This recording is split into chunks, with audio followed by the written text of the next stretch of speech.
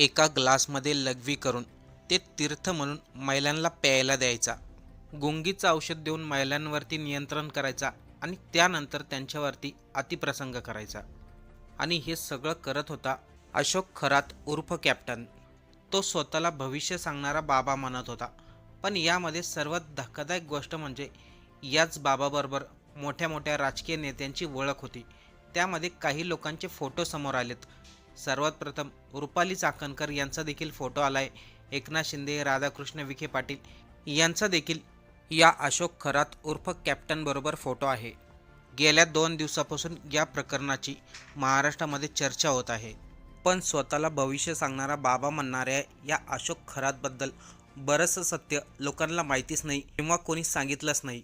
पण आपण आज या बाबाचं असं धक्कादायक सत्य सांगणार आहे जे ऐकून अंधभक्तांचे डोळे उघडतील.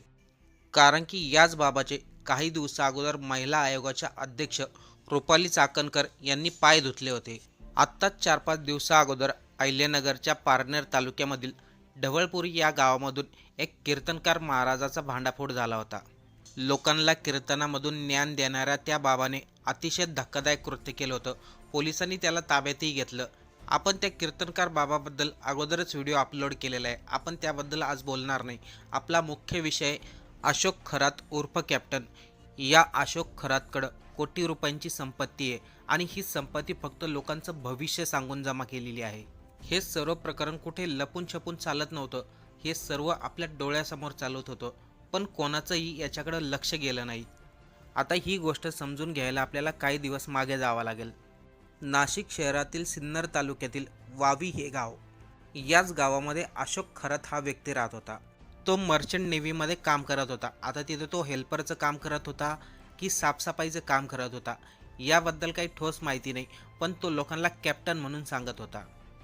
समुद्रात मोठ्या मोठ्या जहाजामध्ये फिरणं, मोठ्या मोठ्या परदेशामध्ये जाणं हे मर्चंट नेव्हीचं काम असतं. अशोक खरात जेव्हा सुट्टी असल्यावर गावाला यायचा तेव्हा तो मर्चंट नेव्हीबद्दलच्या मोठ्या मोठ्या गोष्टी गावातील लोकांना सांगायचा. आणि गावातील लोकांसाठी या गोष्टी खूप नवीन होत्या. गावातील साधारण लोक देखील म्हणायची, अरे हा माणूस जग फिरून आलाय, याला जास्त माहिती आहे, याला जास्त नॉलेज आहे. आणि इथूनच सर्व खेळ चालू होतो. आता अशोक खरात या व्यक्तीच्या चेहऱ्याकडे पाहिलं तर हा कोणत्याही अँगलने कॅप्टन वाटत नाही. तो तिथे एकतर कॉन्ट्रॅक्ट पद्धतीने काम करत असावा किंवा साफसफाईचं काम करत असावा, पण तो लोकांना कॅप्टन सांगायचा. अशोक खरातने एक गोष्ट लवकर ओळखली होती, ते म्हणजे लोकांना सत्य आवडत नाही, लोकांना फक्त हास्य आवडतो. आपल्या महाराष्ट्रात तशी लोक आहेत देखील, त्यांना सत्य आवडत नाही.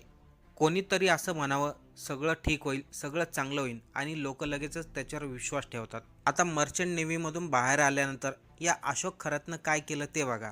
तो अंकशास्त्र, भविष्य, पूजा, उपाय या सर्व गोष्टीकडे वळाला. लोकांची नावं, जन्मतारीख, अंक यावरून तो लोकांचं भविष्य सांगायला लागला. त्याच्या काही गोष्टी लोकांच्या म्हणण्याप्रमाणे जुळल्या देखील आणि तिथेच लोकांना त्याच्यावरती विश्वास बसला. बघा, एक साधारण लॉजिक आहे. जर आपण नाव, अंक, गणित याचा जरी अभ्यास केला ना, आपणही त्याबद्दल थोडंफार माहिती सांगू शकतोय. पण भविष्य कोणाचं सांगू शकत नाही. हळूहळू अशोक खरात हा आता बाबा नावाने ओळखला जाऊ लागला. आता यापुढे खूप धक्कादायक घडणार होतं, ज्याची कोणी कल्पनाही केली नव्हती. सिन्नरमध्ये वावी परिसरामध्ये त्यांनी आपलं एक केंद्र उभारलं. मंदिर, ट्रस्ट आणि स्वतःचं ऑफिस, जिथे सर्व काही घडत होतं. आता या अशोक खरात उर्फ भोंदू बाबाकडं कोण कोण येत होतं हे आपल्याला माहिती आहे का?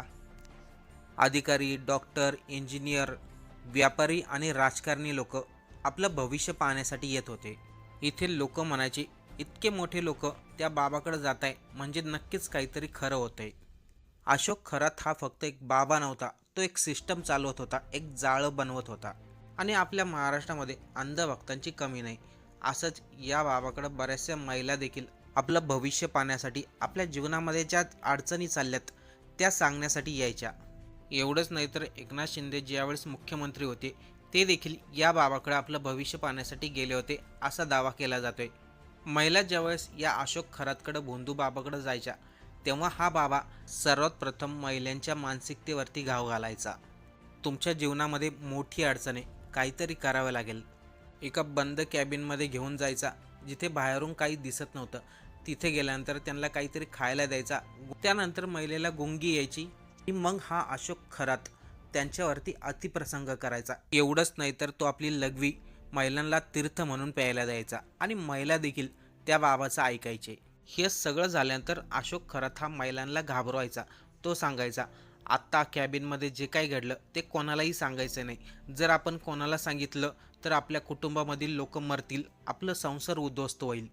म्हणजे एक प्रकारे त्यांच्या मनामध्ये हा बाबा भीती घालून द्यायचा. आता हा प्रकार बऱ्याच वर्षापासून चालू होता, पण कोणीही या बाबाबद्दल तक्रार करायला पुढे आलं नाही.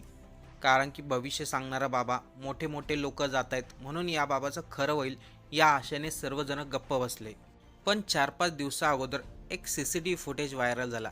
त्यामध्ये क्लिअर दिसतंय हा अशोक खरात आपल्या कॅबिनमध्ये एका ग्लासामध्ये लघवी करतोय आणि तीच लघवी तीर्थ म्हणून समोरच्या महिलेला प्यायला देतोय. हे पाहून ऐकून अंगावरती काटा येतोय. ही विकृती नाही तर ही माणुसकीची हत्या आहे. या अशोक खरातने जे ग्लासामध्ये जे प्रकार केलाय, याला जर आपण इंग्लिशमध्ये सर्च केलं तर या प्रकाराला खूप वेगवेगळे नावं येतात. कारण की हा प्रकार फक्त लिंग पिसाट लोकांमध्ये असतो आणि अशोक खरात हा त्याच कॅटेगरीमध्ये येतो. पण यामध्ये आणखीन एक धक्कादायक गोष्ट माहिती आहे का?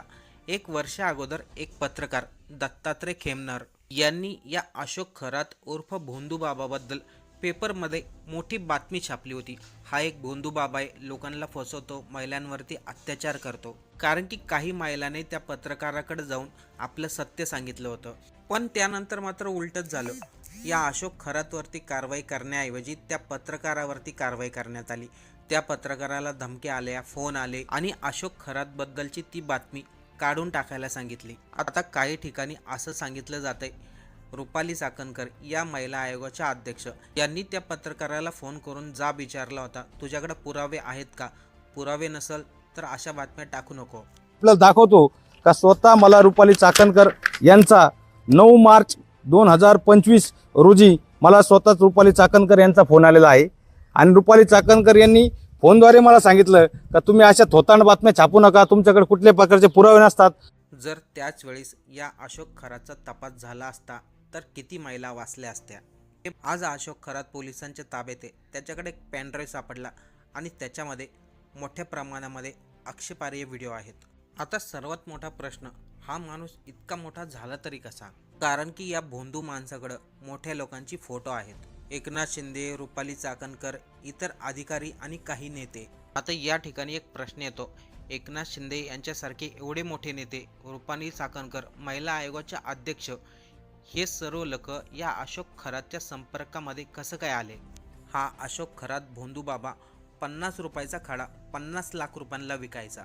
लोकांच्या मनामध्ये, स्त्रियांच्या मनामध्ये भीती घालवायचा. असं केलं नाही तर कुटुंब उद्ध्वस्त होईल, असं केलं नाही तर हे होईल, आणि लोक या भोंदू बाबाच्या बोलण्यावरती बळी पडायचे. मित्रांनो, ही एक फक्त घटना नाही, ही अंधश्रद्धेची किंमत आहे. तुमचं आयुष्य बदलणार असेल तर ती तुमची मेहनत आणि तुमचं नशीब. कारण की अशा भोंदू बाबाच्या नादी लागून कधीही जीवनात सुधारणा होत नाही. या उलट आपला सुखी चाललेला संसार तो आणखीन बिकट होत चालतो. त्यामुळे कधीही लक्षात घ्या, कोणत्याही बाबाकडे भविष्य पाहू नका.